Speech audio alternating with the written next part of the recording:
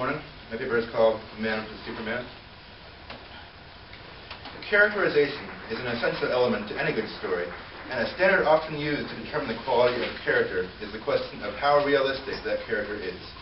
Readers not only enjoy, but often can learn from a deep, multifaceted, and well-written character who struggles with believable problems and moral flaws, succeeding in some instances and failing in others. However, throughout the history of literature, there have been some characters who are much more idealistic than realistic, always prevailing in areas where others fail, and effortlessly shrugging off whatever struggles they might be faced with. When Sir Thomas Malory compiled his version of the Arthurian legends, he included characters with varying degrees of realism and idealism, and used the characters for different purposes. Though Sir Lancelot is a very human character who struggles against the moral flaw of his adultery with Guinevere, his son, Sir Galahad, is portrayed as sinless and impervious to moral shortcomings.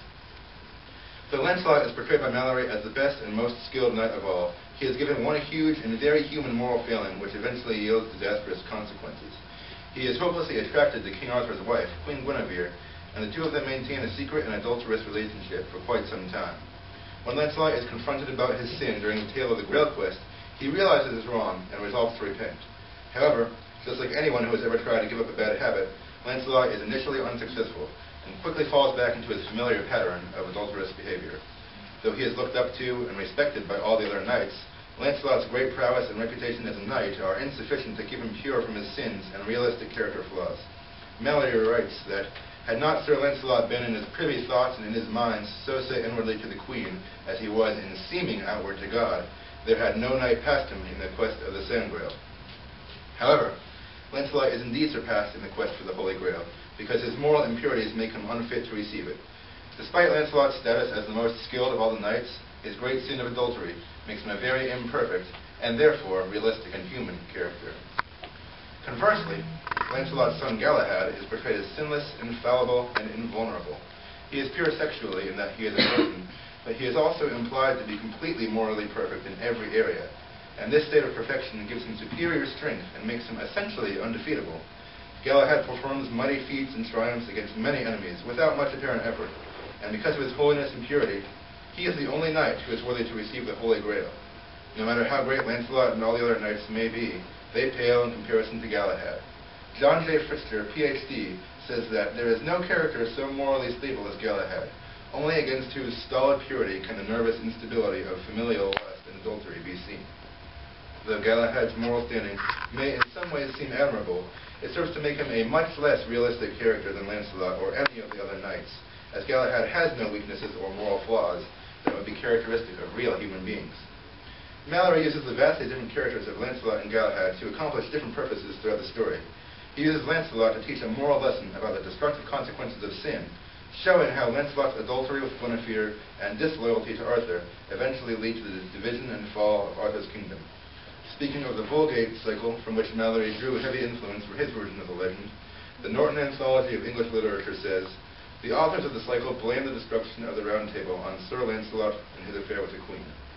Malory's adaptation emphasizes this point further, and uses the character of Lancelot to make a definitive moral statement about the sinfulness of adulterous courtly love.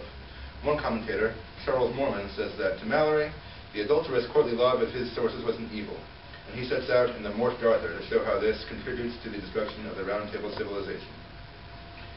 While Lancelot is a realistic character used as a means to teach a moral lesson, Galahad seems to be a moral lesson himself, rather than an actual believable character.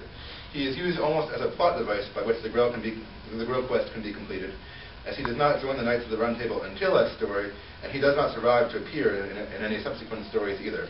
He merely shows up, is discovered by the other knights to be the greatest knight in the world, achieves the Grail, and then goes to heaven, never to return. Certainly Galahad can be used as a moral example of a sort, since he always does the right thing without fail, but only as a very flat and unrealistic one, as no real human being could ever hope to be as strong or as holy as Galahad is. Pfister states that Galahad is indeed a moral object lesson, hardly a real personage in Malory's narrative. Galahad's state of perfection makes him an idealistic character, but a much less deep, interesting, or believable one than Lancelot. Lancelot is a relatable human being, while Galahad is the unachievable standard that humans should strive toward but will never fully reach. Pfister says that there are two round tables, the Round Table as it is and the Round Table as ideal projection. Lancelot is saint of the former, Galahad of the latter. One is good, the other best. Malory uses both characters to convey certain values to his readers, but one is much more effective than the other. A character who always does the right thing will not have much effect on a reader who already knows what the right thing is and that they should do it.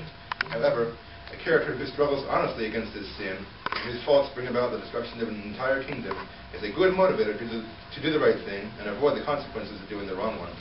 The latter paints a poignant and accurate picture of humanity, from whose mistakes the reader can learn lessons and apply them to life.